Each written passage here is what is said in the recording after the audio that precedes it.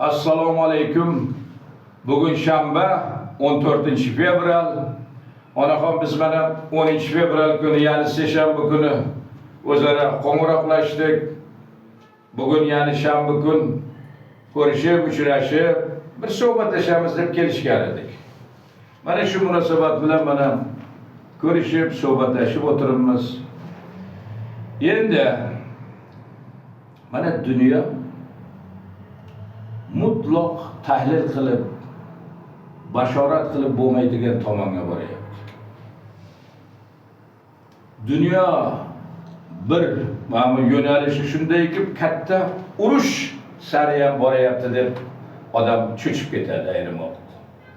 Ikkinchi tomondan axir insonlarga Parvardigor aql bergan. Bunaqa darajaga bormaydi-yu. Necha marta jahon urushi bo'lib insoniyatda qancha 50-60 millionlab qirilib ketdi deb odam o'ziga o'zi taskin beradi. Lekin bitta masala aniqki, bugun dunyo o'sha qudratli davlatlarning rahbarlarining ham mening fikrim shundayki, uyat hissi yo'q. Uyalishmaydigan bo'lib qolgan. Dunyoda ilgarigidek, masalan, Churchill, Roosevelt, Charles de Gaulle, Mitterrand yoki boshqa Nelson Mandela bunaqa kabi yetakchilar dunyoda mana shunaqa bir dunyo jamoatchiligi hurmat bilan qarab eshitadigan yetakchilar yo'q. Davlatlar tepasida turgan bori ham ularda uyat hissi, tuyg'usi yo'q. Ma qarangki, menga Nobel mukofotini berasan deb turishdan ham uyalishmaydi. Ertalab shunaqa deganingizni peshinga aytsa, ertalab men shunday deganmidim deb turishadi. Ha endi qarangki, elning oldiga chiqib, o'zi bosh korrupsioner bo'lib, korrupsiyaning o'chog'i bo'lib tursa ham, korrupsiyaga ildizini topishimiz kerak deb turadi. Men o'ylab qolaman. Qani bu inson dunyoning qudratli davlatlari, umuman davlat boshliqlarida qaysida bir uyatisi bormi yo'qmi bularda deyman. Natijada mana shunday dunyo mana shunday xavf sari boryaptiki, uyat, andisha. Bu xalqaro normalar, qonunlar, konvensiyalar mutlaq tan olinmay qo'ydi. Xalqaro tashkilotlar yo'q darajaga tushib qoldi. Birlashgan Millatlar Tashkilotining qarangki, Yevropadagi shtab kvartirasida hatto liftini ishlatishga mablag'i yo'qmishki, liftlar to'xtab qolgan. Ya'ni xalqaro normalarni, konvensiyalarni mutlaq qudratli davlatlar chetga surib inkor qilib tashladi. Bugungi kunda kuch birinchi rejaga o'tdi. Aql, insoniylik, gumanizm emas. Ana endi bu davlat boshliqlari, arboblarida qanday bir uyat hissi bo'lmagan holda shunday ketayotgandan keyin nima bo'lishi mumkin?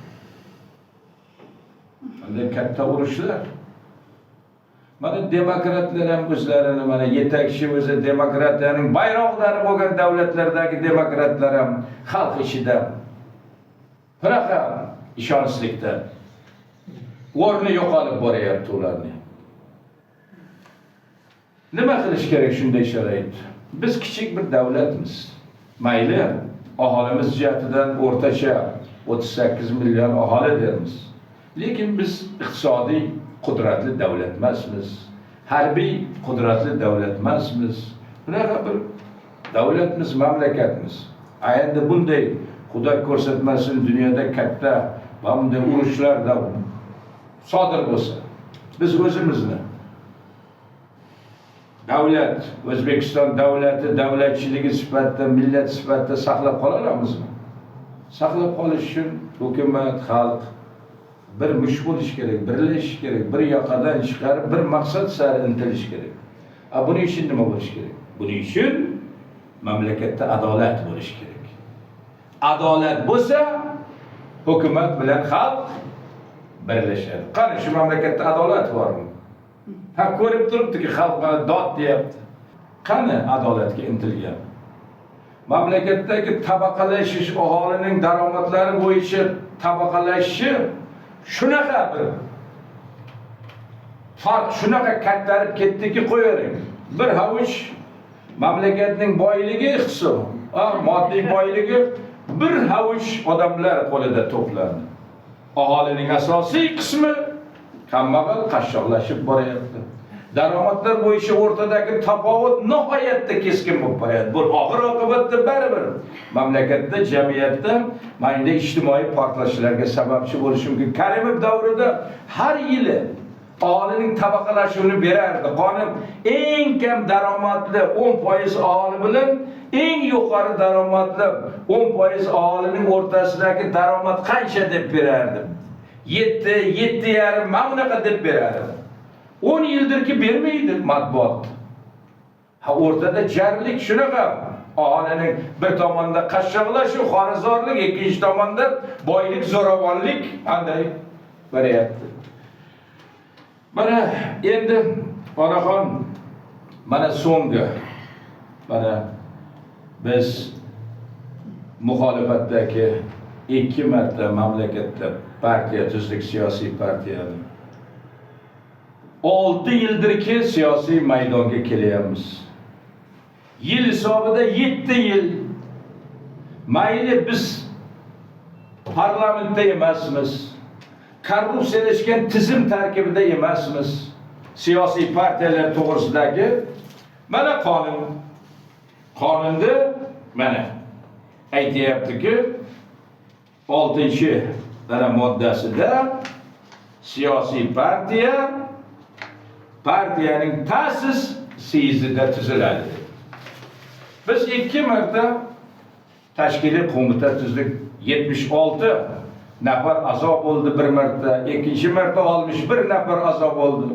2 marta siyosiy partiyaning onaxonning uyida va mening xonadonimga sizni o'tkazdik. Tuzdik. Endi ro'yxatga olmagan bu korrupsion lashkar hukumat ro'yxatga olmadi.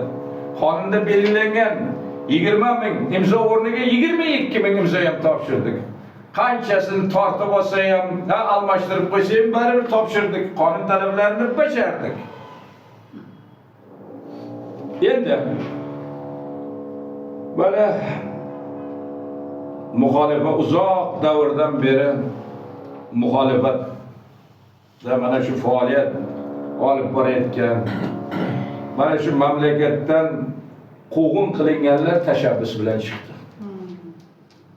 Kelinglar dedi.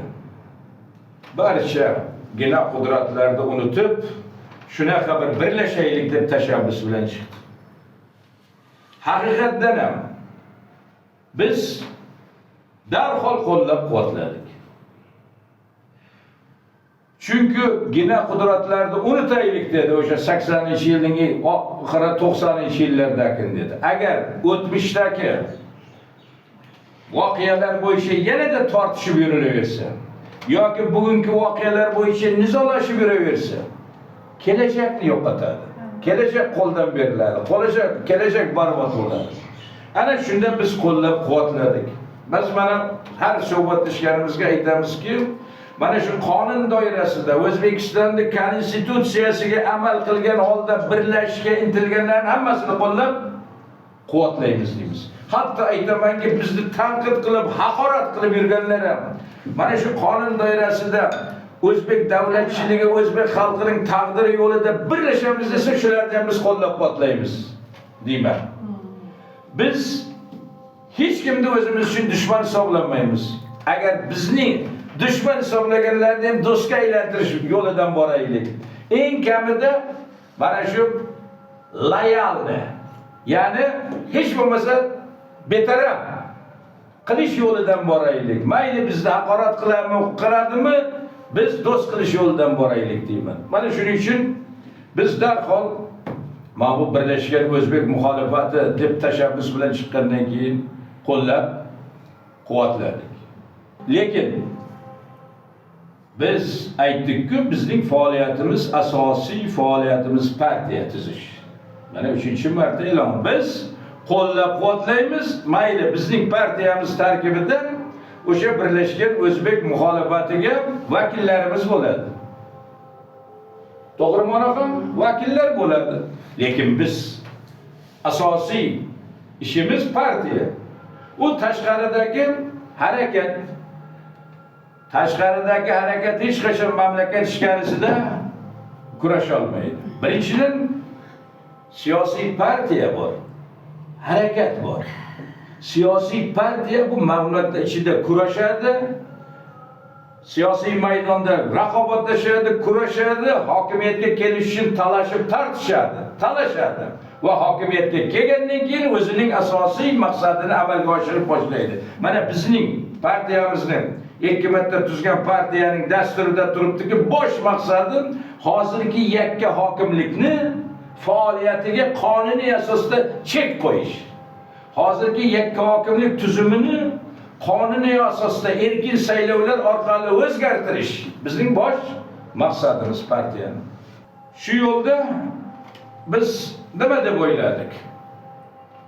Mana mamlakatimizdan tashqarida 7 million vatandoshlarimiz bor deb aytishadi.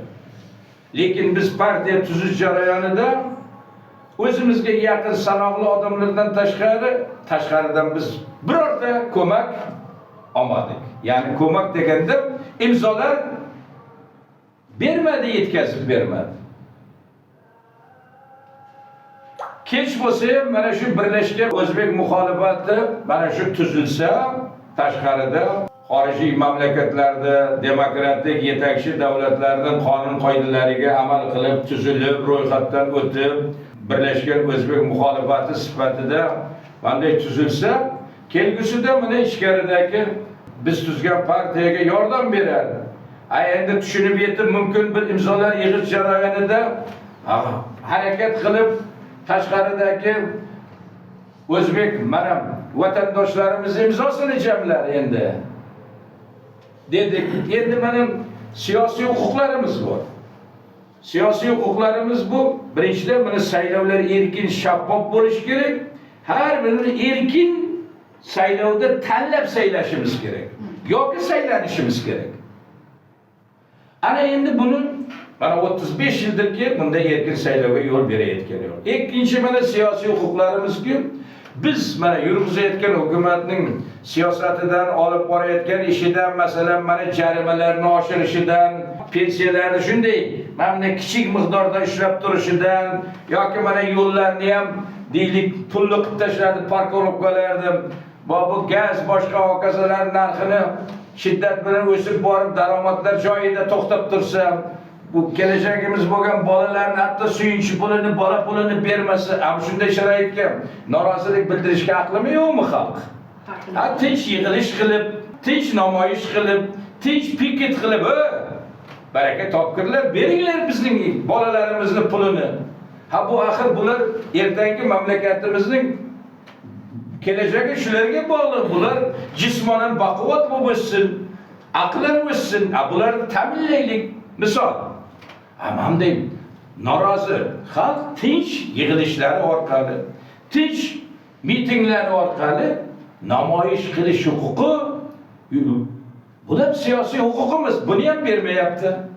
Bermay kelyapti 35 yildan. Endi xorijiy mamlakatlarda mana shu norozilikni bildirish uchun tinch yig'ilishlar, namoyishlar, piketlar qilishga ularga to'liq shart-sharoit yaratilgan.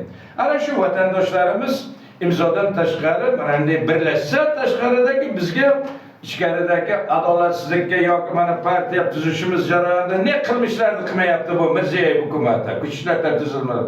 Ana o'shalarga nisbatan darhol tashqaridan turib, mana tinch namoyishlar qilib, mana O'zbekistonda 70 ta davlatiga elchixonalar bo'lsa, mamlaqa bosim qiladi, dunyoga ko'rsatadi. Namoyishlar orqali dunyo jamoatchiligi mana O'zbekistonda konstitutsiya doirasida partiya tuzaman deyotganlarga mana O'zbek hukumati, Mirziyoyev hukumati mamlaqa kaltaklayapti, qiynoqqa qolyapti, qamayapti, bosqin qilyapti, hokazo.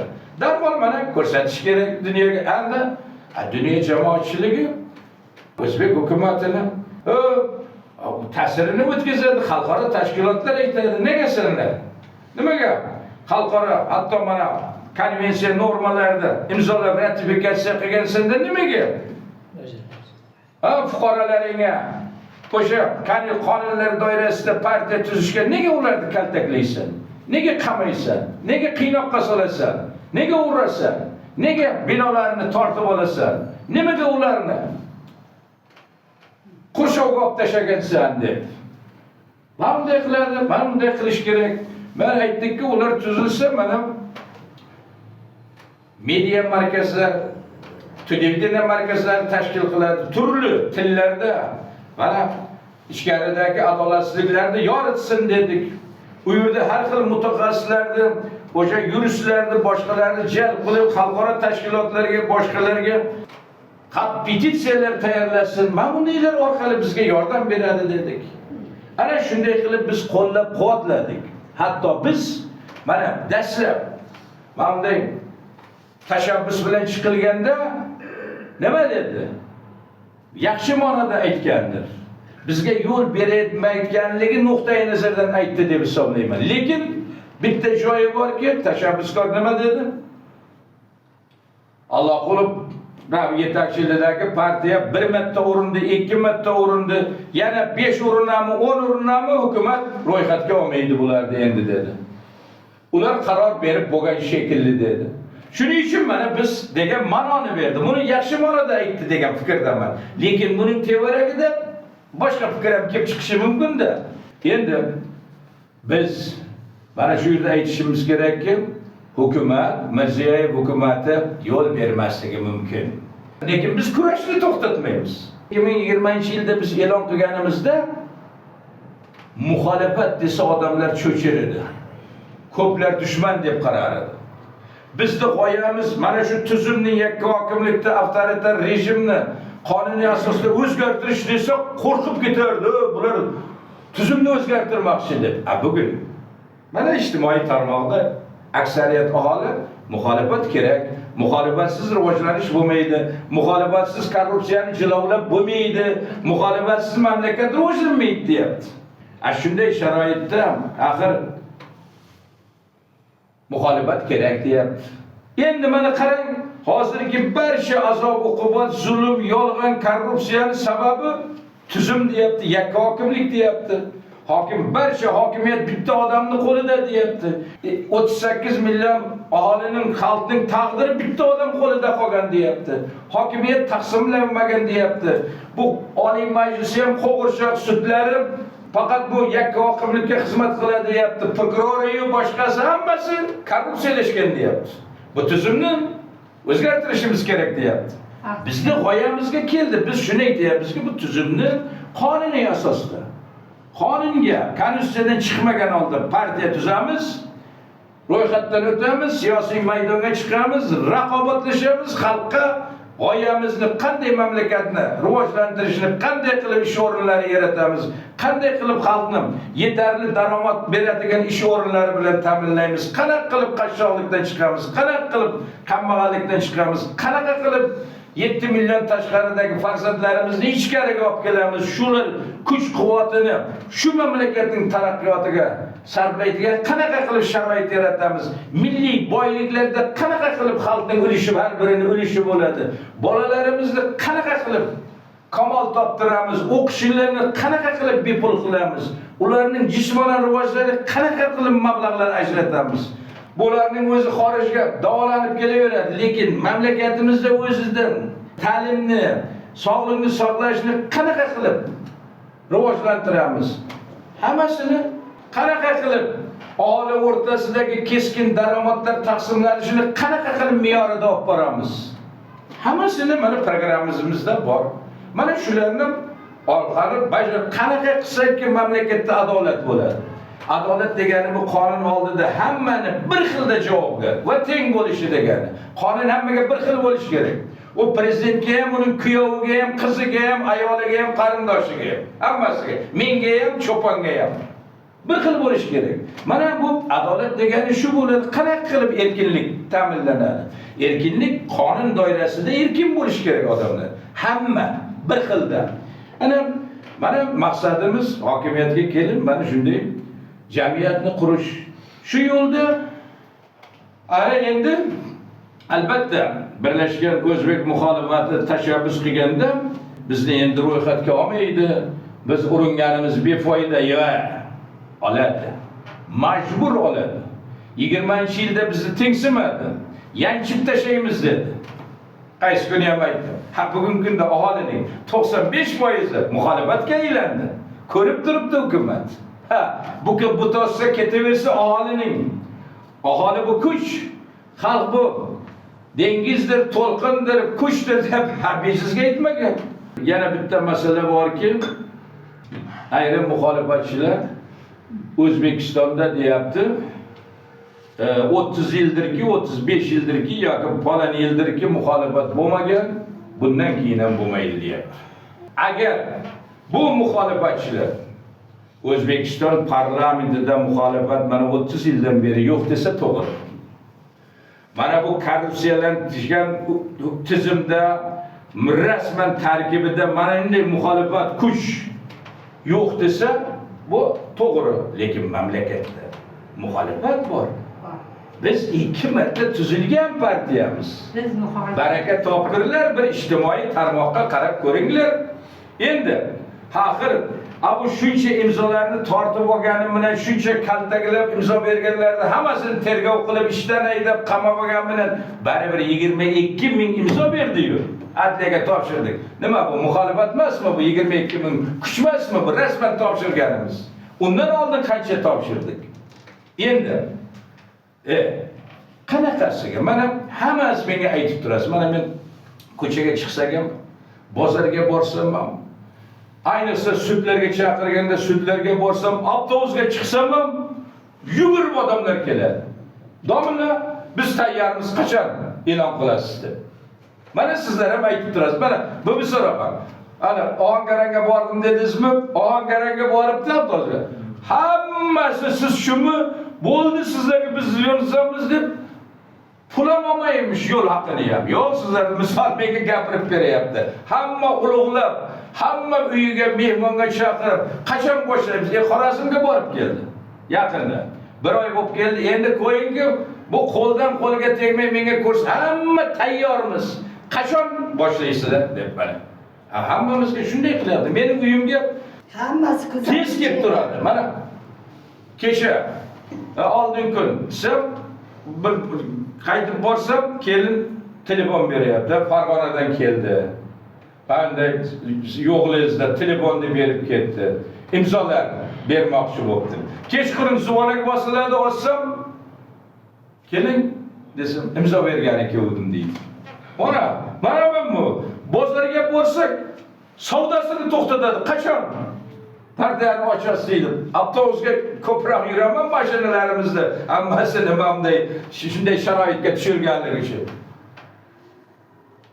Birdan turib darrov joy berib, keyin boshqasi olgandan bir-birini taniganda kim edi bu desam, Bektemirning hokimining o'rinbosari deydi. Tomlar qachon? Mana yaqinda bir savol ichki ishlarda shunday bir idorasiga bordim. Yonimda kelinim biri. Yugurib chiqib, professor, siz deb 2 minutga ol qilib kuzatib qo'yayotganda domlar. Sizning tarafdorlaringiz bizning tarkibimizda ham ko'p deyapti. Ya'ni sizning tarafdorlaringiz deganda adolatni tushunyapman-da, mana shu adolatga xizmat qiluvchi, mana shu qonun ustuvorligiga xizmat qilishni maqsad qilganlar ko'p deyapti. Mana hammasi menga aytib turasiz. Ham muxolifat ichkarida, kurash ichkarida bo'ladi deydi. Onaxon, endi biz mana Birlashgan O'zbek muxolifatini qo'lladik. Yana aytayapman. Har qanday konstitutsiya qonun doirasida o'zbek davlatchiligi deb, o'zbek xalqi deb, uning taqdiri deb birlashaman deganda qo'llaymiz biz hamma. Qo'llaymiz. Faqat mana shu qonun doirasida, konstitutsiya doirasida shu O'zbekistonning xalqining taqdiri, uning davlatchiligini deb birlashyapmiz, biz qo'llaymiz. Hatto bizni haqorat qilib kelayotgan bo'lsa ham qo'llaymiz. Biz uchun aytganmiz, boshiga kelishganmiz. Bizning hayotimizdan xalqimizning taqdiri ustun turadi deganmiz. Shuning uchun bizni tanqid qiladimi, haqorat qiladimi, montaj qiladimi e'tibor bermaymiz. Hech biri bilan maydonga tortishmaymiz. Mamlakatda muxolifat bor. Mana yana misol keltiraylik. Aholini aytayapman, mana ijtimoiy tarmoq kuzgida bu. Kuzgi. Mana bir xil videolarni ko'ring, mana Ozodlikda ayrim 13 million kishi ko'rib turibdi. Bitta video materialni. Demak, xalqmi yo'qmi bu bitta videoni 13 million ko'rib turganligi? U videoni, materialni boshqa tarmoqlarda qancha ko'rayapti? Ular alim nastoящее времяga deb qo'yyapti uni rus tilida boshqa 20 million kishi ko'rayapti bittagina videoni. Misol.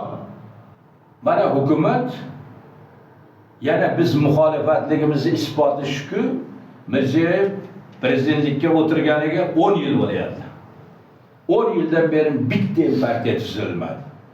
Ekologiyani harakati nomi o'zgardi. Necha marta harakat qilyapti? Ko'rib turibmiz. Muxolifat liqobidagi amalda hukumat tomonidan boshqariladigan partiya tuzishga qancha harakat qilyapti bular. Lekin tuzalmayapti. Nimaga tuzalmayapti? Chunki mamlakatda xalq uchun mustaqil, xalq uchun muxolifat degan partiya biz bormiz. Xalq bizni muxolifat partiya deydi. Masalan, o'sha biror bir mahalladan bitta imzo bergan bo'lsa, uni tergovga olib borib, chaqirib tergov qilib bola chaqasiga siqildi, u butun mahallaga muhokama qilindi. Butun mahallani ko'zi ochildi. Nimaga olib borib? Bu yaxshi odam-ku, nimaga olib borib uni tergov qildi dedi. Aybi nima dedi? Mahallada bitta odamni olib borib tergov qilgani uchun imzo bergani uchun oila muhokama qilindi. Yoki ayrim bolalarimizni sazo yiqildi. Dunyo ko'rdi. Nimaga u bolani imzo yiqqani uchun sazo yiqilyapti dedi. Nega hukum? Biz muxolifat sifatida Mirziyoyev hukumatining avtoritar rejimning yakka hokimlikning basharasini amalda ko'rsatib berdik. Odamlar, "Voy, nega bu odamlarni urayapti?" dedi. "Nega kaltaklayapti?" dedi. "Nega uyiga bosqin qilyapti?" dedi. "Nega qiynoqlar qo'yayapti? Nega qamayapti?" dedi. "Nega ishdan haydayapti?" dedi. Savol qo'ydi. "Nega imzo berganlarni chaqirib tergov qilyapti?" dedi. "Bular terroristmi?" dedi. "Yo'q, mahalla u yaxshi odammi?" dedi. "U ziyoli-ku, o'qituvchi-ku, nimaga?" Nega ularning bor hammasi savol qo'ydi o'ziga. Nima uchun kuch ishlatar tuzilmalar hukumat nega bo'shib qo'yapti? Hamma o'ziga savol berdi. Aybi nima bu odamlar dedi. Nimaga dedi? 80 yoshli onaxonni 4 marta sud qiladi dedi. Ha uyiga yig'ilim Konstitutsiyaga ko'rsatilgan 39-moddadagi partiyani tuzamiz dedi. Ha, Konstitutsiya huquqi ular. Nega onani sud qiladi dedi. Uyini ochib berganiga dedi. Ha, bu partiya hukumatdan bir tanga olgani yo'q dedi. Partiya mana 5 partiya pensiyalarni puligacha yeb yotibdi dedi. Nega? Bu savol qo'ydi. Demak, bu hukumat Mirziyoyev hukumat xalqqa emas, qalma qilishmas, u hokimiyat ularga. Hokimiyatdan maqsad xalqning boyligini talash dedi. Korrupsiyani avj oldirganini ko'rib turibdi. Demak, mana yana qanday xizmat qilsin? Mana 6 yil davomida xalqimiz qanaqa siyosiy ongga o'sdi. Mana qarasizlar, bitta yarim uchrab qoladi o'sha hukumatparastlar tomonidan. Lekin ular ham dadil yozolmaydi. Muxolifat kerak emas deb. Hamma kerak muxolifat deyapti. Muxolifatsiz rivojlanish bo'lmaydi. Muxolifatsiz korrupsiya jilovlab bo'lmaydi deyapti. Prezident 5 yil bo'lish kerak, bir muddat bo'lish kerak. Mana biz bor uchun nima dedi? Yildan yilga saylovlarga xalq qanday chiqqanini ko'rib turibdi. Ijtimoiy tarmoqlarga yozdik. So'nggi prezident sayloviga 10% ham chiqmadi deb. Ha, nimaga? Xalqaro tashkilotlar ham yozdi hamma joyda. Yo'l bermadi muxolifatga dedi. Yozdi, bizni hatto ismimizgacha yozdi. Qatnashtirmadi, raqobat bo'lmadi, xalqqa saylovchilarga tanlash huquqini bermadi dedi. Xalqimiz mana baralli yozdi, aytdi. 10% ham mahallamizdan chiqmadi dedi. Oilam bilan qarindosh urug'im bilan chiqmadim dedi. Nomini qo'yib, ko'chamiz bilan chiqmadik dedi. Yozdik axir. Bu o'sha biz bor uchun muxolifat. Endi biz bor maydonda turibmizki, Mirziyoyev hukumati 10 yildan beri muxolifat partiyani tashkil qilyapti. Ularga muxolifat niqobida o'zlari tomonidan boshqariladigan partiyani tashkil qilish kerak. Biz bor turibmiz, tashkil qilamayapmiz. Endi bizdan oldin biz maydonda turar ekanmiz, hech qachon biz turgan vaqtda partiya tashkil qilinmaydi. Chunki har qanday partiya tashkil qilganda xalqimiz aytadi, 6 yildan beri bu Alloh qilib yetakchiligidagi faollarni urayapsizlar, kaltaklayapsizlar, qiynoq qilyapsizlar, bolalar hammasini qamab tashlagansizlar. Qandayga buni darrov olayapti, partiyani olasiz? Oldin bularni ro'yxatga olsam ishonadi. Dunyo jamoatchiligi ham, xalqaro tashkilotlari hammasini hisobotlarida, hujjatlarida bizni tan olgan. Ular ham aytadi, qanaqasiga. Bu Alloh qilib yetakchiligidagi siyosiy faollarni partiya sifatida ro'yxatga olmay buni olgan qanaqasiga. Mana biz turibmizki, partiya tashkil qilinmayapti. Biz turibmizki, xalqning hukumatga bo'lgan ishonchi batamom so'nib boryapti. Biz turibmizki, Mirziyoyevning minbarlardan turib korrupsiyaga qarshi nima demasin, ishonmayman deyapti xalq. Mana yana qanaqa muxolifat. O'shaning uchun mana o'sha ayrim muxolifatchilar O'zbekistonda 30 yildan beri muxolifat yo'q, ya bo'lmaydi bundan keyin ham degan gapi noo'rin. Muxolifat bor. Biz turibmiz. Bizni xalqimiz ham, dunyo ham ko'rib turibdi. Bizni xalqimiz qo'llayapti. Muxolifat bo'lgan. Bormiz. 3-marta ham tuzishga biz tayyormiz. Xalqimiz men aminman. Manzilimiz shu yer desak oqib kelishiga aminman. Endi birlashgan o'zbek muxolifati biz qo'lladik. Vakillarimiz ishtirok etdi ularda. Bor, davom etadi. Va u boshqaruvi, yangi boshqaruvni qilib davom etar. Ularning yo'li, biz xalqimiz taqdiri yo'lida, O'zbekiston davlatchiligimizni mustahkamlash yo'lida aytganimdek birlashuvdi. Qonun doirasidagi, xalqaro qonunlar doirasidagi yoki o'zlari yashab turgan mamlakatlarning qonunlari doirasidagi birlashuvni hamma qo'llab quvvatlaymiz. Mana shu mamlakat ichkarisidagi adolatsizlikka Mirziyoyev hukumatining zulm, zo'ravonlik, vahshiyligiga nisbatan barcha dunyoning da o'zbeklarni, mana o'zbek xalqining vakillarini, vatandoshlarini tinch namoyishlar qilish, piketlar qilish, yig'ilishlar qilishini qo'llab-quvvatlaymiz va so'raymiz birlashib kerak bo'lsa qilsin bular. Mamlakat ichkarisidagi mana adolatsizliklarni, zo'ravonliklarni, boshboshdoqliklarni, vahshiyliklarni barcha tillarga tarqatishni ham biz mamnunmiz. Ana o'shaning uchun biz qo'llab-quvvatlaymiz, lekin bu tashqaridagi vatandoshlarimiz bitta narsani bilish kerak, kurash mamlakat ichida bo'ladi. Siyosiy partiya mamlakat ichida tuziladi. Kurash, siyosiy jangovarlardagi kurash mamlakat ichida bo'ladi.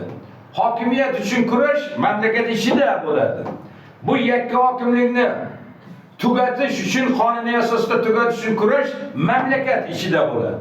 Ular ana biz 2 marta tuzganda deyarli yordam bermadi. Tashqaridagi 7 million sanoqli o'sha muxolifatchilar chiqishlar qilib qo'llab turdi. Boshqa qo'llamadi. Sanoqli odamlar, bizga yaqin odamlar imzo tashkil qildi. Boshqasi bular endi qiladi deb ham qo'lladik. Bundan keyin ham qo'llaymiz. Mana shu tashqaridagi vatandoshlarimiz, olimlari, ziyolilari qancha tafakkuri keng, yetuk farzandlar bor, olimlar bor. Bular mana o'ylab ko'rish kerak. Mayli bitta birlashgan o'zbek muxolifati bo'lmasa, Yevropada bitta birlashib bitta tuzsin. AQSh, Kanada, bu yerdagilar bitta tuzsin misol. Biz tuzishini qo'llab quvvatlaymiz. Hozirgilar ham mana birlashgan o'zbek muxolifati bosimlarga, sog'ligi va hokazolar bo'yicha chiqib ketgan bo'lsa, Jahongir Muhammad ya boshqalari davom etsin. Lekin bitta narsani men so'rayman. Mana shu O'zbekistonning taqdiri, davlatchilik xalqining taqdirini ustuvor qo'yib, O'zbekiston davlatchiligini mustahkamlashini, xatarlardan xalos qilishni istovchi vatandoshlar mana turli g'oya tarafdorlari bo'lsa ham bir-biriga xalaqit qilmaslik kerak. Bir-biriga do'stona tanqid qilib yordam qilish kerak. Mana bunaqani o'ylab ko'rish kerak. Mana shu 90-yillardan buyon mana bu kelayotgan mayda gaplarni unutish kerak. Biz mana shuning uchun ham qo'llab-quvvatladik. O'zbek muxolifatiga mana qo'llash bilan birgalikda 2 marta chiqish qildik. Qo'llashimizni aytdik. Boshimizdan o'tkazgan, tanamizdan kechirgan barcha tajribamizdan kelib chiqib nima qilish kerakligini aytdik. Agar ijtimoiy tarmoq orqali bo'lsa aytdikki 20 kishini ham birlashtira olmaysizlar dedik. İjtimoiy tarmoq, ommaviy axborot vositasi aholini, yoshlarni birlashishga tayyorlashdagi muhim vosita, muhim qurol bo'ladi. Qilinadigan ishlarni oldindan aytish mumkin bo'lgan ishlarni mana birlashuvchilarga yetkazishga hokazo xizmat qiladi. Hukumatning barcha ko'chishlarda tuzilmaning jirkanchlik qilmishlarini fosh etib borishga xizmat qiladi. Lekin birlashish jonli bo'ladi. Mana qarang. Mana biz 3-marta mana Xaloskor Xalq partiyasini tuzamiz dedik. Mana Xaloskor Xalq partiyasi nomi bilan mana har biri mana shu yerda mana kamida mana 100 varaq kamida mana bu mana men tur-turi bilan qilib qo'yibmiz-da endi buni mana tur-turi bilan mana Xaloskor Xalq partiyasiga mana yozyapti. Har biri imzo qo'yib mana bu bisaroqa. Mana Melis aka. Mana siznikini topay. Mana bu karobkani berilsinki mana. Melis aka 6 yildan beri partiyada olib keladi. Misol 3-marta 6-yilda ham mana suhbatlashib, partiya tuzishib, suhbatlashib Xaloskor Xalq partiyasi. Mana qonunlarni qo'yib, mana Konstitutsiyaning 39-moddasiga siyosiy partiyalar to'g'risidagi qonunning 5-moddasida berilgan huquqlar boshqalardan kelib chiqib, shu partiyaning tashkiliy qo'mitasi tarkibida a'zo bo'lishini o'z xohishimga binoan bo'layapman va mana bunaqa majburiyatlarni olayapman deb mana qo'l qo'yib, o'zim yozib qo'l qo'yib, familiyasini qo'yib qo'li bilan telefon raqami boshqa uy manzillarini qo'yyapti. Gerçi 6 yildan beri kelayotgan bo'lsa 6-yil ham majburiyat olyapti.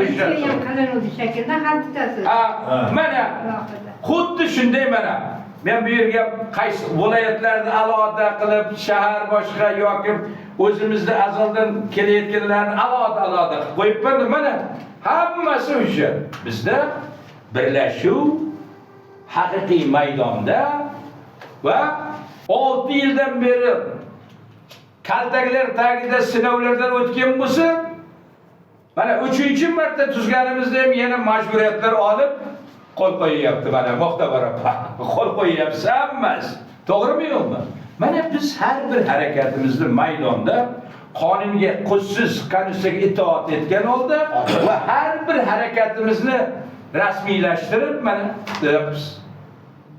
Endi imzo yiqqan vaqtga imzo blankasini tayyorlab, o'z xohishimga binoan, mana shu Konstitutsiyaning shu moddasiga binoan o'sha partiyani nomini keltirib oldik, Haqiqat va taraqqiyot. Endi mana Xaloskor Xalq partiyasiga o'z istagimga binoan birlashib, men birlashyapman deb familiyasini yozib qo'l qo'yib beradi. Partiya mana bunday tuziladi. Mana shunday tajribalarimizni kelib chiqib birlashgan o'zbek muxolifatini qo'llash bilan birgalikda tajribalarimizda aytdik, qanday qilinadi deb. Ikkinchidan, jamoatchilikka shunday fikr hosil bo'ldiki, biz birlashgan o'zbek muxolifatini qo'lladik. Mana kelishdik. Mayli bizni partiyamizdan o'sha yerda vakillar bo'ladi. Bir necha nafar dedik. To'g'rimi ona ham? Lekin bizning asosiy faoliyatimiz bu. 6 yildan buyon azoblarda kaltaklar tagiga tuzib kelayotgan partiyamiz bo'ladi dedim. Biz 6 yildan beri, biz bu 6 yildan buyon so'rayotgan kaltaklar tagidagi tuzgan faoliyatimizni to'xtatib 3 oy ilgari e'lon qilingan tashabbusga borib qo'shilmaymiz. Ularni biz qo'llayapmiz. Qo'shilish bilan qo'llashni farq qilish kerak. O'sha qo'llash orqali 2-3 nafar vakilimizni qo'ydik. Mana bizdan vakil birlashganga, ana vakilga bizlarga aytdik. O'sha yerda biz qo'llaymiz. Mana sizlar bizning vakillarimiz. Ana o'sha birlashgan o'zbek muxolifati tarkibida fikrlashasizlar, boshqa qilasizlar, lekin bizning asosiy faoliyatimiz mana bu. Biz jon berib kelyapmiz bu yo'lda. Va albatta maqsadimizga erishamiz. Mamlakatdan, ro'yxatdan ham o'tamiz. Shu xalqimiz qanaqa hozir siyosiy jangovar holatga kirib kelyapti. Siyosiy oyoqqa turib kelyapti. Endi biz faoliyatimizni to'xtatib 3 oy ilgari e'lon qilingan tashabbusga borib qo'ymaymiz-ku. Biz qo'lladik 2-3 nafar vakilimizni, mana bizdan vakil dedik. Birlashgan o'zbek muxolifati mana tashabbuskori mana e'lon qildi. Juma kuni. Biz mana yig'ilamiz degan vaqtimizda bunday fikrlar yo'q edi. Sog'ligini aytdi tashabbuskor Jahongir Muhammad. Bosimlarni aytdi, boshqalarni aytdi. Inson sifatida tushunishimiz kerak. Aytdi, meni yoshim 70 dan o'tdi dedi. O'zining kasalini jiddiy ekanligini aytdi. Va hokazo. Qolaversa biz uning barcha ichki muammolarini bilmaymiz. Tarqaymiz dedi. Endi ularning qarori, xohishi, istagi. Lekin men bitta joyini aylash kerak. Aytayapti-ki, 30 yildan buyon muxolifat bo'lmadi, bundan keyin ham muxolifat bo'lmaydi, mamlakat monarxiya sari ketadi deyapti. Yo'q, biz bu joyga qo'shilmaymiz. Muxolifat bo'lgan kamida so'nggi 6 yilda bu muxolifat siyosiy jangovar muxolifat, bu muxolifat siyosiy maydondan hech qachon ketkazolmaydi. Mirziyoyev hukumatı hammamizni beshikdagi bolamizgacha qamab, kaltaklab tashlamaydimi? Misol, bu muxolifat chekinmaydi. Bu muxolifat va buning atrofida bugun birlashaman degan xalqni mana hammasi ko'rib turibsizki, bozorga chiqsangiz ham tijorat yugurib kelishadi, ko'chada, avtobusda, ayniqsa sudga borsam hamma yig'ilib keladi. Domla biz tayyormiz deydi. Muxolifat bor. Bu mamlakatda Mirziyoyev hukumati rejimi, yakka hokimligi, unga xizmat qilayotgan kuch ishlatma tuzilmalari qanchalik zulmni, zo'ravonlikni, vahshiylikni, bosqinlikni, qiynoqni, kaltakni, qamoqni qo'llamasin. Bu siyosiy faollar hech qachon chekinmaydi. Va buning tarkibida ko'payib boryapti xalqimiz. Mana qarang.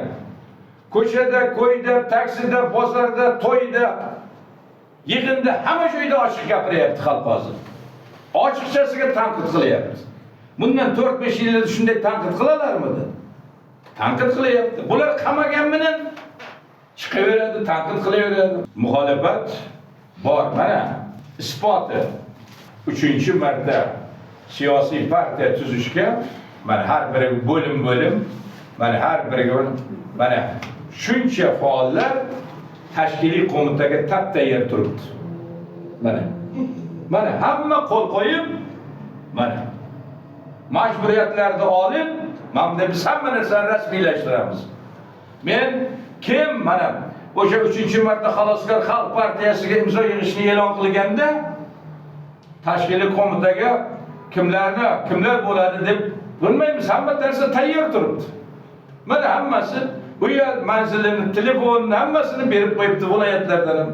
O'tirlar, kelib falan kuni keling deylar, mana tashkiliy qo'mita rasmiylashtiriladi. Ro'yxati bir hafta ichida Adliya vazirligiga beriladi, imzolar e'lon qilinadi. Partiya tuzish hech kimdan so'ralmaydi. Prezidentidan ham hech kimdan so'ralmaydi. Mana qonun bor, qonunga qat'iy amal qilib olib tuzamiz. Biz qonunga qat'iy amal qilyapmiz. Lekin Mirziyoyevning hukumati barcha qilmishlarni ayni jirkanchlik, tubanlik qilmishlarni sodir etib kelyapti. Lekin biz 6 yil davomida qancha kaltaklamasin, qiynoq qo'llamasin, qancha bosqin qilmasin, bolalarimizga qancha azob bermasin, qanchamizni qamamasin, biz qonundan chekinmadik. Qonundan tashqariga aslo chiqmadik. Biz qonun dedik. Ular kuch dedi. Biz qonundan boramiz dedik. Ular mening dubim kam deb berasan dedi. Men qiynayman seni dedi. Qamayman. Go'dakdagi bolangni ham sut puligacha kerak topolmaydigan darajaga tushiraman. Uysiz qoldiraman. Mulkingni 32 yillik, 35 yillikni tortib olaman. Bolalaringni ishdan haydayman. Hammamizga nisbatan aytaman. 80 yoshda bo'lsang, bo'pti, sut qilaman seni. 60 dan o'tgan bo'lsang, $2000 jarima qilaman dedim. Sizlarga aytayman, misol.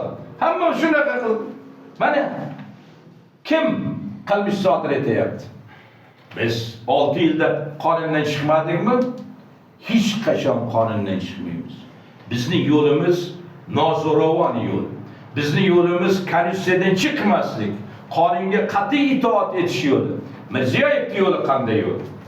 G'ayri insoniy, g'ayri qonuniy, vahshiy yo'l, zulmdan iborat yo'l. Kuch ishlatishdan iborat yo'l. Kaltaklashdan, toshbo'ron qilishdan, go'daklarimizni qiynashdan, bolalarimizni qamoqqa tiqishdan bu albatta bular javob beradi. Javob beradi. Bugun kuchda turibdi. Ular inson ular. Hammamiz o'lamiz. Mana bugun bu yerga 12 da kelishuvdik seshanba kuni. Lekin mana biz kechroq keldimki, mana mening nabiramni ko'riklarda o'tkazdim. Men Shavkat Miromonovichga aytaymanki, 21-yil fevral oyida bilasizlar, mening uyimga bosqin qiluvdi. 26-chi. Qizlarimni sudradi. Bu hammalarimizga nisbatan aytayapman, lekin o'zimning oilam misol keltiryapman hammasiga. Mana onaxon sizni sutladi, Bibisoraxon sizni tergovga chaqiraverib yo'llarda avariya bo'lib dumg'o'za sinib ketdi. Boshqalar hammasi. Endi men bu misol keltirish bilan hammamizga shunaqa bu Mirziyoyev va uning komandasi mana zulmlarni, vahshiyliklarni, qiynoqlarni berdi. Endi o'sha nabiramni 21-yil 26 fevral kuni siz o'tkazamiz deganda bilasizlar, hamma joyga bosqin qildi-da, shu jumladan mening uyimga ham bir 50-60 maskada bosqin qilib, qizlarimni sudrash bilan, tepish bilan, qorini ezish bilan, oyoqlari bilan olib kirib podestlarga. Nabiramni butun insoniyat ko'z oldida yotqizib tepishdi bu yaramas iblislar. Va o'shanda bolam og'ir tan jarohati oldi boshida.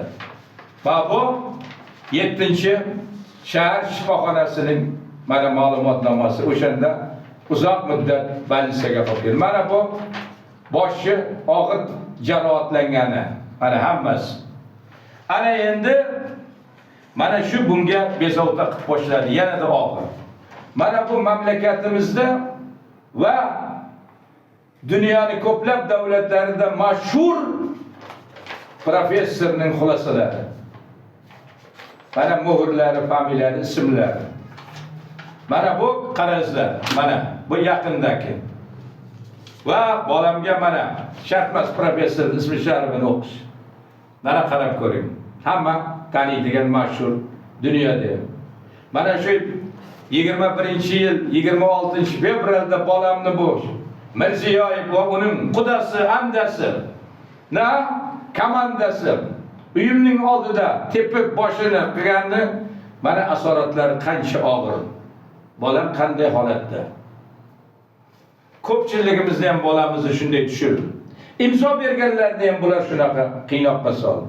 Shu Mirziyoyev va uning komandasi qildi. Biz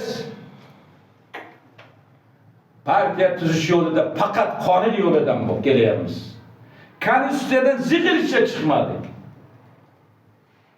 Bizni qancha tepmasin, kaltaklamasin, qiynoq qilmasin, turmaga tiqmasin, qurshovga olmasin, aslo qonundan chiqmadik. Lekin hanuz bu Mirziyoyev uning atrofidagi qudamdasi boshqasi hammasi shu jirkanchlik qilmishlarni davom etib kelyapti. Ba'zida nima qildik biz? Mana men hukumatparastlarga ham aytayin. Qani biz Mirziyoyevning qarorgohiga bosqin qildikmi? Uning qizi Saidani, Shohnazani butun dunyo ko'zida sudiradikmi? Ularni yotqizib qornini ezdikmi? Qani Saidani, Shohnazani tirnog'ini sug'urdikmi? Uning nabiralari bor. Shavkat Ismetov qo'yilgan. Nima? Hammamiz borib yerga yotqizib boshini tepdikmi? Qani nima qildik biz? Qonundan biz chiqdikmi? Mana jamoatchilikka aytayman. Bolalarimizni mana Farg'onaga ichki ishlarda nima qorinlarni uning biror bir mana o'sha o'g'li bor. 15-16 yoshmi, 18 yoshmi? Miromonmi? Nima? Men esa xonaga olib kirib qornini yordikmi? Nima qildik biz? Partiya tuzamiz. Bizning mamlakatimiz ham bir, yoki uning qizinlarini sudrab, urib, tirnog'ini sug'urib, bolalarini urib, nabiralarini boshini bunday holatga keltirib, o'g'lini, yagona o'g'li bor, qornini yorib, deb ko'tarilmagan ziroat nima bu dunyoni tark etdimi? Axir insof bormi bu Mirziyoyevda? Uning quda amdasida bormi insof?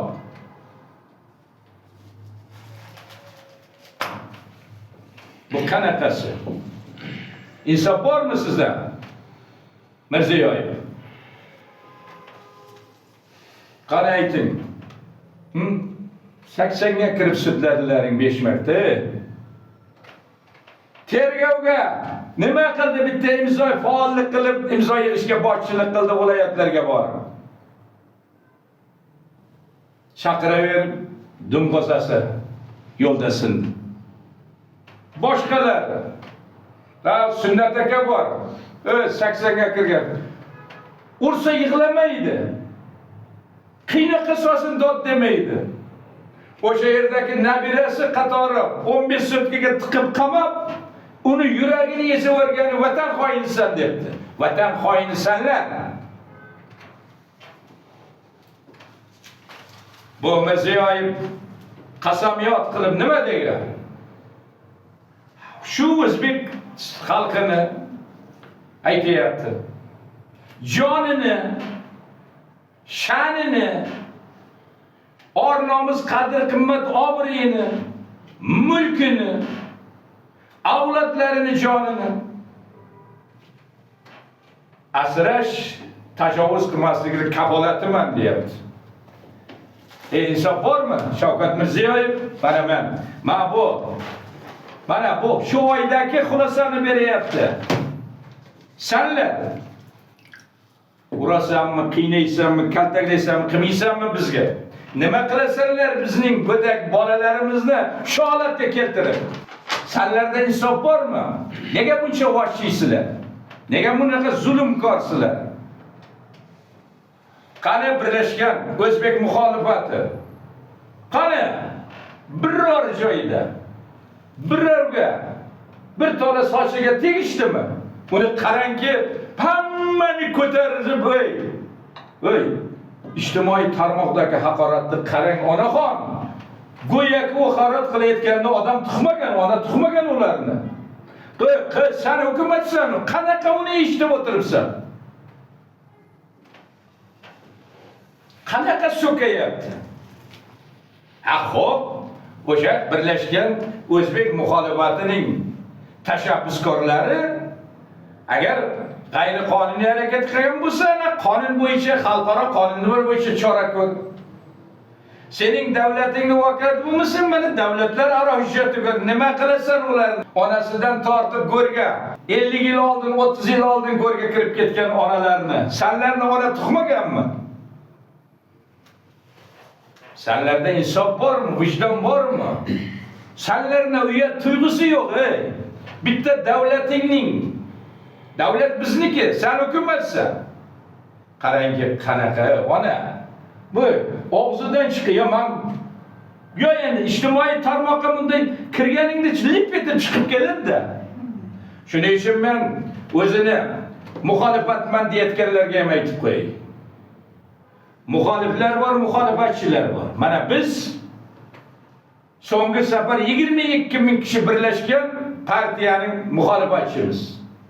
Albatta, u yoki bu siyosiy tashkilot partiyaga kirmasdan, uyushmasdan turib, hukumatga muxolif bo'lganlar ham bor. O'zini muxolifat deyotganlar. Ijtimoiy tarmoqda haqoratli so'zlar ishlatma. Ishlatsang muxolifatchiman dema. To'ppa-to'g'ri. Sen o'zingning elga, jamoatchilik orqali, ijtimoiy tarmoq orqali muxolifatchiman deb o'zingni namoyon qilyapsanmi? Ishlatmada, teng bo'lmada, haqoratga aralashtirib yuryapsan senlar. Bunaqa emasda.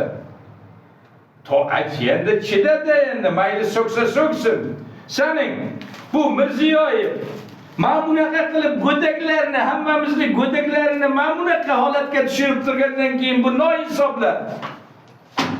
Chidada ularning so'kishiga nima bo'pti ularning so'kishi? Aziz vatandoshlar, bizning hayotimiz kundan kunga og'irlashib boraveradi. Menga bir ona har kuni yig'lab ovozli yuboradi Toshkent viloyatidan telefonimda turibdi. Ro'yxatini yuboribdi. O'sha Rossiyaga ish qidirib, pul topib uyga yuboraman deb ketibdi o'g'li. Rossiya majburan Ukrainaga o'sha qo'liga qurol berib yuborgan 1700 o'zbek xalqining bolalari o'libdi. Ro'yxatini beryapti. Ismi bilan, joyi bilan. Yig'layapti. Ikkinchi guruhman.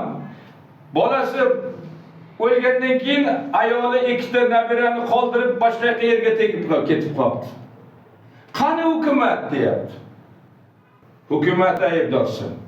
Agar bu yerga ish o'rni bo'lganda, normal bir ish o'rni bo'lganda, ish o'rnida o'sha oilani tebratadigan daromad, ish haqi topish imkoni bo'lganda nima qilardi, u yoqqa bormasdi-yu.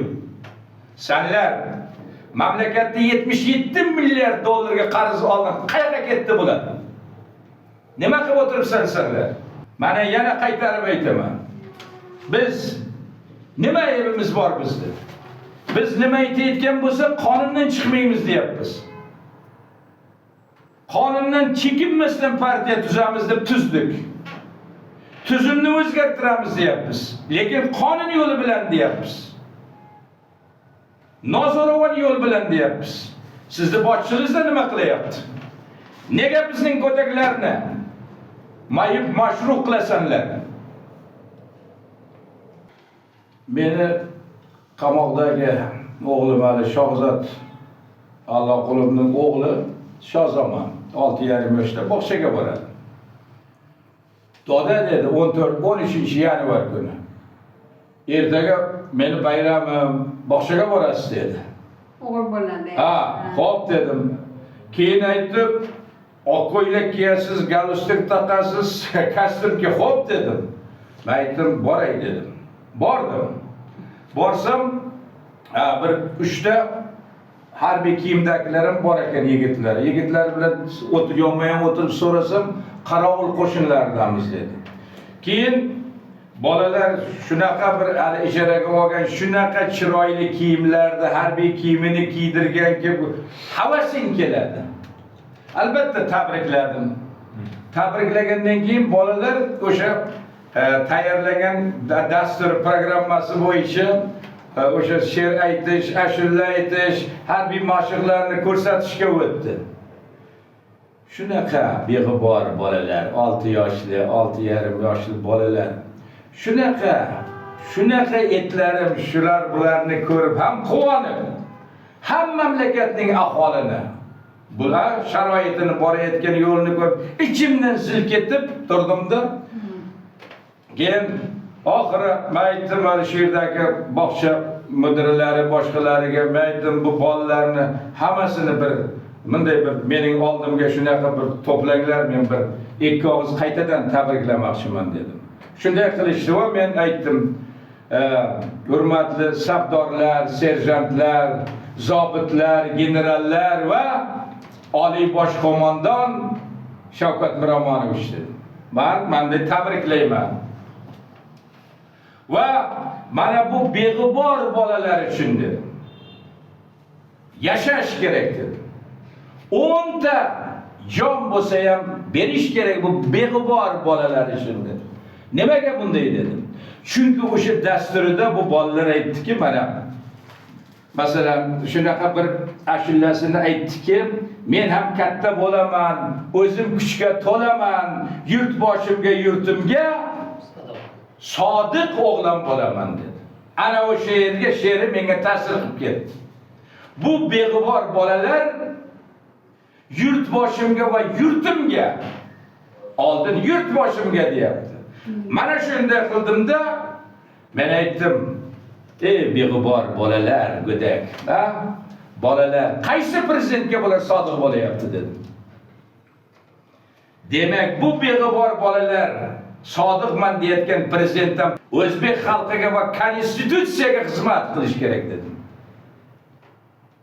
Ana o'shanda chiqib o'sha bu darajada masam ma'nosini aytdim. Men bular yurtboshimga, yurtimga sodiq o'g'lon bo'laman deyapti. Yurtboshi dedim, hurmatli oliy bosh qo'mondon. Bu bolalar uchun yashash kerak dedim. Bularning kelajagi uchun xizmat qilish kerak dedim. Va ichimdan aytdimki, qachongacha biz korrupsiyani tepasida turgan shaxsga, prezidentga bizning go'dak bolalarimiz ham sodiq bo'laman desa, bu qanaqasiga men ichimdan qarshi bo'ldim.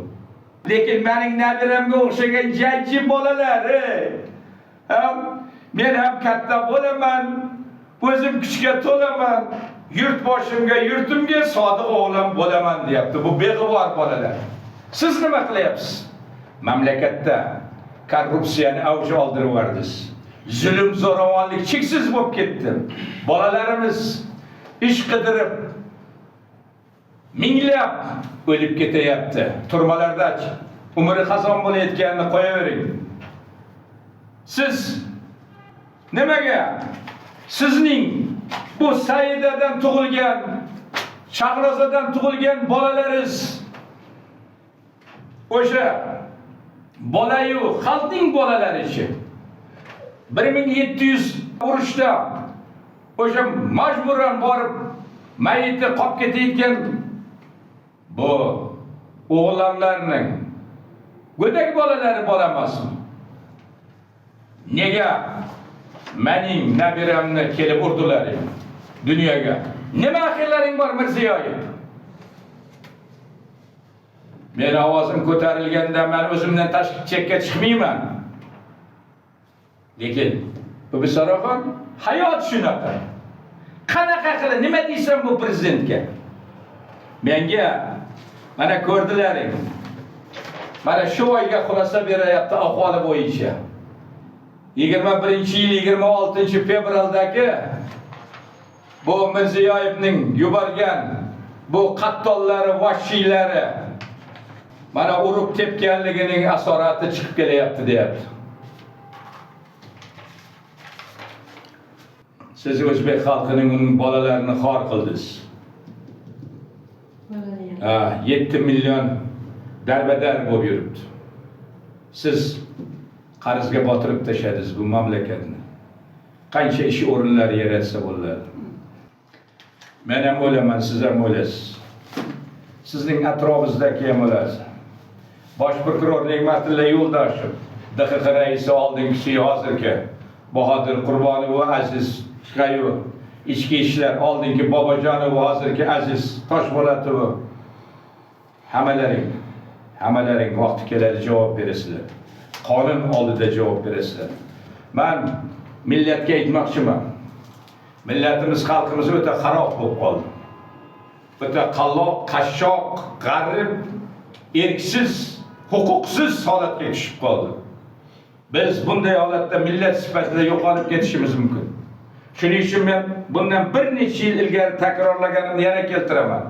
Bu bizga zulm o'tkazayotgan, zo'ravonlik qilayotgan, vahshiylik qilayotgan bolalarimizni qurbon bo'lishimiz sababchi bo'layotganini, vatan xoinlarini, qonunga xiyonat qilayotganlarni hammasini mana bunday ro'yxatlarini qilib, men aytganman mana xiyobon bor, biyobon bor deb.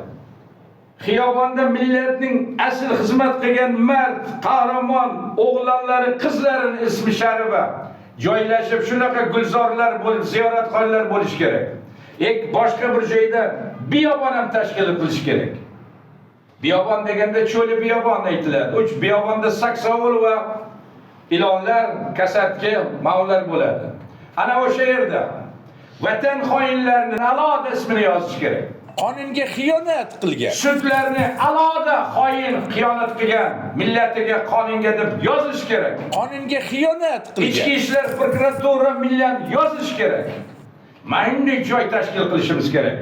Bu millatdan boshqa xoinlar, vatan sotqinlari millatiga o'zi tuqqan, yuvgan, taragan, o'qitgan, yedirgan, ichirgan, kiyintirgan xalqiga xiyonat qiladigan, zulm o'tkazadigan, zo'ravonlik qiladigan, talon-toroj qiladigan, haqini bermaydigan, qarzga botiradigan hammasini gruppa qilib mana joy qilishimiz kerak.